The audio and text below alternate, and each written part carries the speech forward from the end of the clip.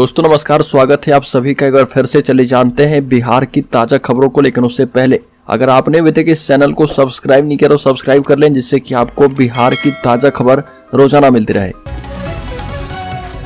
सबसे पहली खबर, लोकसभा चुनाव की तैयारी के मद्देनजर चुनाव आयोग ने बिहार सहित सभी राज्य के मुख्य निर्वाचन अधिकारी की बैठक बुलाई है। और बैठक जो है राम मंदिर के उद्घाटन यानी 22 जनवरी के करीब 10 दिन पहले यानी 11-12 जनवरी को संभावित है। 2 दिनों के सीओ मुख्य निर्वाचन अधिकारी कॉन्फ्रेंस के संकेत साफ हैं कि इसमें तैयारी की समीक्षा के साथ संभावित तारीखों पर चर्चा होगी। और बैठक के तत्काल बाद आयोग की टीम बिहार सहित अन्य राज्य का दौरा करेगी और इसके बाद चुनाव की तारीखों का ऐलान कर दिया जाएगा।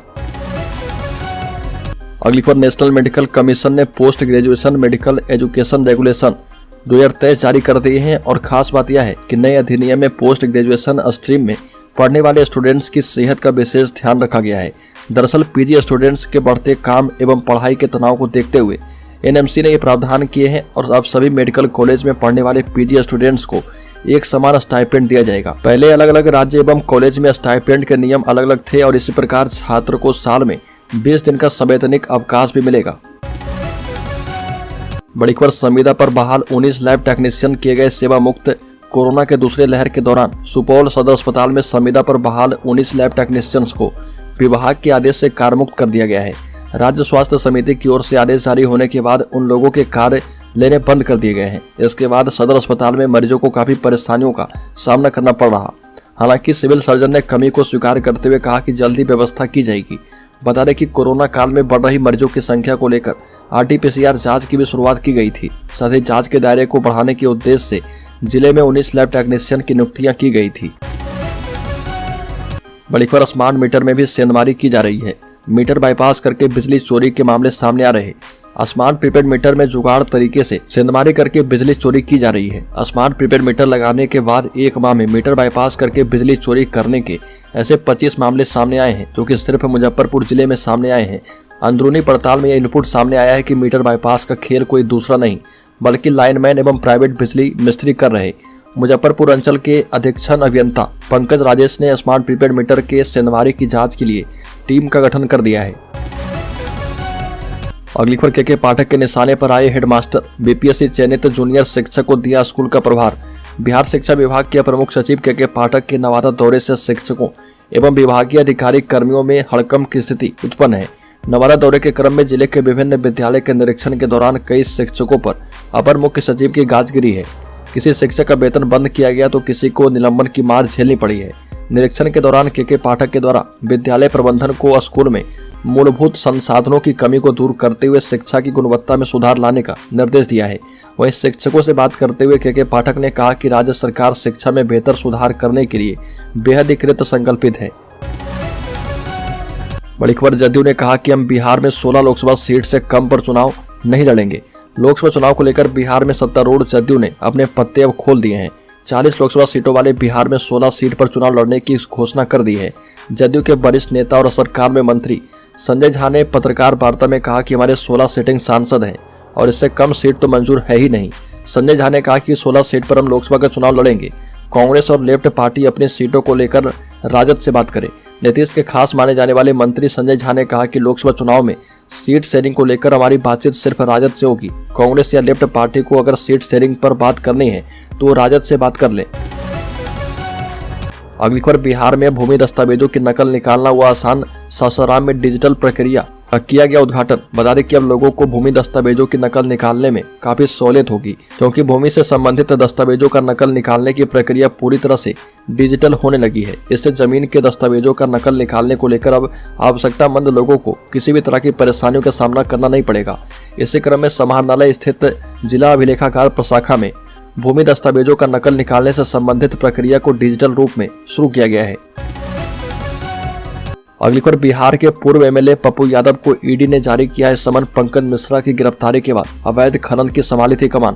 1250 करोड़ रुपए के अवैध पत्थर खनन मामले में मनी लॉन्ड्रिंग के तहत जांच कर रही ईडी ने बिहार के कटोरिया के पूर्व विधायक राजकिशोर यादव उर्फ पप्पू यादव को समन जारी किया है। पप्पू यादव को ईडी ने 9 जनवरी को पूछताछ के लिए बुलाया और ईडी ने अवैध पत्थर खनन मामले में 3 जनवरी को 12 ठिकानों पर एक साथ छापेमारी की थी, जिनमें पप्पू यादव के देवघर स्थित आवास के अलावा बिहार स्थित ठिकाना भी शामिल था।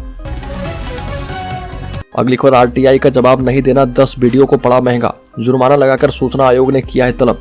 बिहार में हाल ही के दिनों में बड़े पैमाने पर टीचरों की बहाली की जा रही है। राज्य के अंदर इसको लेकर लोक सेवा आयोग की तरफ से परीक्षा भी आयोजित करवाई जा रहा, जिसमें न सिर्फ बिहार बल्कि आस पड़ोस के राज्य के अभ्यर्थी भी बड़े पैमाने पर शामिल हो रहे। लेकिन अब शिक्षक बहाली से ही जुड़ा एक अलग मामला सामने आया। राज्य में सूचना आयोग ने 10 वीडियो पर जुर्माना लगाया है। इतना ही नहीं, इन लोगों को नोटिस भेजा गया है। मिली जानकारी के मुताबिक बिहार राज्य सूचना आयोग ने काम में लापरवाही बरतने वाले प्रदेश के 10 ब्लॉक डेवलपमेंट ऑफिसर पर कार्रवाई की है। इन लोगों से सूचना के अधिकार अधिनियम के तहत सूचना मांगी गई थी, लेकिन ये लोग सूचना उपलब्ध नहीं करवा पाए। अगली खबर, धीरे धीरे नीतीश कुमार पकड़ रहे अलग राह, उम्मीदवार की घोषणा के बाद अब अकेले रैली कर सकते हैं। देश में बीजेपी के खिलाफ विपक्षी दलों को एकजुट की सबसे पहले पहल करने वाले बिहार के मुख्यमंत्री नीतीश कुमार अब इंडिया गठबंधन बनने के बाद भी सबसे पहले आगे और अकेले भी चलने को बेताब दिख रहे। गठबंधन में सीटों को बंटवारा होने से पहले ही नीतीश कुमार न केवल बिहार से बाहर अपने उम्मीदवार की घोषणा करने लगे हैं, बल्कि अकेले अपने प्रदेश और उसके बाहर भी रैलियों का ऐलान करने लगे हैं। हालांकि नीतीश कुमार पहले भी कई बार कह चुके हैं कि इंडिया गठबंधन में सीटों के तालमेल और चुनावी तैयारी में बहुत विलंब हो रहा, और इस विलंब को देखते हुए इंडिया गठबंधन में शायद एक दबाव बनाने के लिए भी नीतीश कुमार ने सीट बंटवारे के पहले ही अरुणाचल प्रदेश में सीट दे दिया है। अगली खबर, नियोजित शिक्षकों को नए साल में बीपीएससी से पास शिक्षकों से भी प्रतिमाह ज्यादा वेतन मिलेगा। फिटमेंट मैट्रिक्स के हिसाब से सब कुछ तय होगा। बिहार में नियोजित शिक्षकों को राज्यकर्मी का दर्जा दे दिया गया है, जिससे लगभग 4 लाख शिक्षकों में खुशी का माहौल है। राज्यकर्मी का दर्जा मिलने के बाद इन शिक्षकों के वेतन का स्ट्रक्चर बदल जाएगा। नियोजित शिक्षकों के राज्यकर्मी बनते ही सैलरी समेत कई सुविधाएं उन्हें मिलेगी, और कैबिनेट से बिहार विद्यालय विशिष्ट शिक्षक रूल बुक 2023 पारित होने के बाद अब सक्षमता परीक्षा की तैयारियां शुरू है, और बिहार सरकार ने राज्यकर्मी बनने वाले नियोजित शिक्षकों के लिए फिटमेंट मैट्रिक्स टेबल स्पष्ट रूप से दिया है।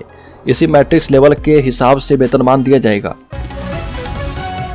अगली खबर, यूपी बिहार में कांग्रेसी मांग रहे 25-25 सीटें। इंडिया गठबंधन में सीट शेयरिंग के लिए 31 दिसंबर की डेडलाइन तय थी। डेडलाइन बीतने के बाद अब कांग्रेस और दूसरी पार्टियां सीट शेयरिंग को लेकर एक्टिव हो गई है।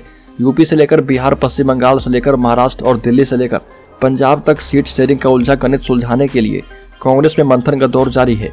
इसी बीच यूपी कांग्रेस ने पार्टी नेतृत्व को 2009 के लोकसभा चुनाव का फॉर्मूला देते हुए 30 सीट से कम पर बातचीत नहीं करने की सलाह दी है। कांग्रेस के केंद्रीय स्तर के नेता 25 सीटों को लेकर बातचीत करने की वकालत कर रहे। बता दें कि बिहार में कांग्रेस जो है 10 सीट के लिए दावा करते हुए सीट शेयरिंग पर बातचीत की गाड़ी आगे बढ़ाएगी। अगली खबर, राम मंदिर उद्घाटन और रामलला की प्राण प्रतिष्ठा के पहले मंदिर पर तेजस्वी यादव के बयान को लेकर बिहार में सियासी घमासान जारी है। गिरिराज सिंह, सुशील मोदी के बाद बिहार विधानसभा में नेता प्रतिपक्ष विजय कुमार सिन्हा ने मोर्चा थाम लिया है। डिप्टी सीएम पर आरोप लगाया कि उन्हीं की सह पर राजद के नेता सनातन धर्म और हिंदू देवी देवताओं का अपमान करते हैं। नेता प्रतिपक्ष ने कहा कि ये लोग सनातन संस्कृति और उसके संस्कारों से दूर होते जा रहे। बता दें कि तेजस्वी यादव ने मधुबनी में कार्यक्रम के दौरान मंदिर की उपयोगिता पर ही सवाल उठाए थे। अगली खबर, चुनावी रणनीतिकार एवं जनसुराज पार्टी के संयोजक प्रशांत किशोर ने 2025 का बिहार विधानसभा चुनाव लड़ने की तैयारी कर ली है। जनसुराज पार्टी ने ऐलान किया है कि बिहार चुनाव में सभी 243 सीटों पर प्रत्याशी उतारे जाएंगे। कयास लगाए जा रहे हैं कि पीके जल्द ही अपने जनसुराज पार्टी अभियान को राजनीतिक दल के रूप में गठित करेंगे। हालांकि उनके द्वारा लोकसभा चुनाव लड़ने की संभावना कम है, फिर भी 1-2 सीटों पर निर्दलीय प्रत्याशी उतारे जा सकते हैं। प्रशांत किशोर अभी पूरे बिहार में जनसुराज पदयात्रा निकाल रहे। अगली खबर, बिहार के सत्ताधारी गठबंधन में शामिल जेडीयू, राजद और अन्य दलों के बीच लोकसभा चुनाव के लिए सीटों का बंटवारा करीब हो चुका है। सूत्रों ने बताया कि जेडीयू और राजद आगामी लोकसभा चुनाव में 16 सीटों पर चुनाव लड़ सकती है, जबकि उसके साथ अन्य सहयोगी दल कांग्रेस और लेफ्ट पार्टियां 8 सीटों पर उम्मीदवार खड़े कर सकती है। सूत्रों के मुताबिक यह सहमति राजद प्रमुख लालू यादव के छोटे बेटे और डिप्टी सीएम तेजस्वी यादव और मुख्यमंत्री नीतीश कुमार के बीच हुई है। अगली खबर, बिहार की शिक्षा व्यवस्था को लेकर अक्सर सवाल उठते रहे हैं। कभी स्कूलों में योग्य शिक्षकों की कमी बताई गई, तो कभी बेहतर पढ़ाई नहीं होना कारण बताया गया। हालांकि अब जीतन राम मांझी ने सोशल मीडिया प्लेटफॉर्म एक्स पर लिखा कि वैसे तो के पाठक साहब शिक्षा की दिशा में अद्वितीय काम कर रहे, पर यदि वह एक काम और कर दें तो उस शिक्षा के क्षेत्र में ऐतिहासिक सुधार आ जाएगा। मुख्य सचिव का बच्चा हो या फिर चपरासी का, विधायक का बच्चा हो या फिर मंत्री का, सरकार से वेतन उठाने वालों के बच्चे सरकारी स्कूल में ही पढ़ें, ऐसी व्यवस्था बना दें। हालांकि अब एक बार फिर से जीतन राम मांझी ने इस तरह के बयान देकर सियासी मुद्दा छेड़ दिया है। अगली खबर, सुप्रीम कोर्ट ने पकड़ुआ विवाह के मामले में पटना हाईकोर्ट के अहम फैसले पर रोक लगा दी है। पटना हाईकोर्ट ने अग्नि के समक्ष 7 फेरे पूरे नहीं होने के आधार पर शादी को कानूनी तौर पर अमान्य करार दिया था। उच्चतम न्यायालय ने हाईकोर्ट के फैसले के खिलाफ दुल्हन की अपील पर यह अंतरिम आदेश दिए हैं। बिहार में पकड़ुआ विवाह की पुरानी परंपरा है। कभी लड़के को किडनैप करके जबरन करवाई जाने वाली ऐसी शादियां धड़ल्ले से होती थी, जो कि समय कम हो गई लेकिन अभी भी खत्म नहीं हुई है। इस मामले में सुप्रीम कोर्ट की जस्टिस हिमा कोहली और अहसानुद्दीन अमानुल्लाह की पीठ ने इसके साथ ही मामले में संबंधित पक्षकारों को नोटिस जारी करके जवाब मांगा है। बड़ी खबर, बीजेपी का दामन थामेंगे मनीष कश्यप। बिहार के चर्चित यूट्यूबर मनीष कश्यप से मुलाकात करने बीजेपी सांसद मनोज तिवारी उनके घर पहुंचे तो चर्चाएं तेज है कि मनीष कश्यप बीजेपी का दामन थाम सकते हैं। पटना हाईकोर्ट से सशर्त जमानत मिलने के बाद मनीष कश्यप 9 महीने बाद जेल से रिहा हुए हैं। जेल से रिहा होने के बाद उनसे मुलाकात करने वालों की लंबी लाइन लगी है। हालांकि मीडिया ने जब मनोज तिवारी से मनीष कश्यप के बीजेपी में शामिल होने को लेकर सवाल किया तो उन्होंने हंसकर टाल दिया, मगर बीजेपी के बड़े नेता का मनीष के घर आना और इस बात का कहना कि मोदी जी को जानकारी है कि मैं यहाँ पर आया हूँ, मनीष कश्यप की राजनीति में आने की संभावना को बल देने जैसा है। अगली खबर, पूर्णिया में जिला परिषद अध्यक्ष वाहिदा सरवर के खिलाफ किसी भी दिन अविश्वास प्रस्ताव लाया जा सकता है। इसे लेकर जिला परिषदों ने डीडीसी और डीएम को ज्ञापन सौंप दिया है। ज्ञापन में 9वें जिला परिषद सदस्य ने हस्ताक्षर करके अपनी सहमति व्यक्त की है, जबकि इनका दावा है कि उन्हें 25 जिला परिषद सदस्य का समर्थन हासिल है। पत्र के माध्यम से जिला परिषद की अध्यक्ष वाहिदा सरवर के विरुद्ध अविश्वास प्रस्ताव लाने के लिए विशेष बैठक बुलाने की मांग की गई है।